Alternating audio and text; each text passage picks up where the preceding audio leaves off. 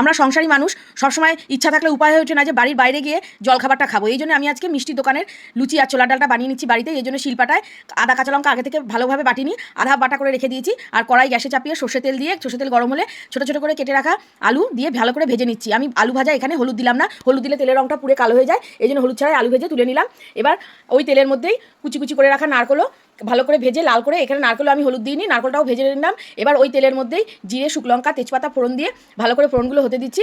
ফোড়ন থেকে যে চটপট আওয়াজ হবে অমনি আগে থেকে প্রেসারে আমি ছোলা ডালটা সেদ্ধ করে রেখেছিলাম। ছোলা ডালটা এমনভাবে সেদ্ধ করেছি যেন গলে না যায় অথচ সেদ্ধ হয়। এইবার তোমরা দেখেই বুঝতে পারছো, সঙ্গে সঙ্গে দিয়ে দিলাম আদা আর কাঁচা লঙ্কা বাটাটা ভালো করে দিয়ে দিলাম, দিয়ে ভালো করে মিশিয়ে নিলাম। সামান্য নুন দিয়ে দিলাম।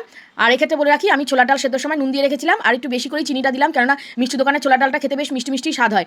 মিষ্টি দোকানে তো মিষ্টি রস দেয়, আমি আর রস দেবো কী করে, আমি চিনি দিয়েই সেই স্বাদটা এনে নিলাম। আর ভেজে রাখা নারকোল আর ভেজে রাখা আলু দিয়ে দিলাম, গরম মশলা দিলাম, আর আগে থেকে ভেজে রাখা শুকনো খোলায় ভাজা মশলা দিলাম। এখানে আছে শুকনো লঙ্কা, তেজপাতা, গোলমরিচ, জিরে, ধনে আর সামান্য গরম মশলা, আর দিয়ে দিচ্ছি হিং। হিং দেওয়ার পরে ভালো করে নেড়ে নামিয়ে নিয়েছি। সাথে এক থালা গরম গরম লুচির সঙ্গে আমি ছেলে মেয়ে মিলে খেয়ে ফেললাম ঘরে বসেই দোকানের মতো ছোলার ডাল আর লুচি।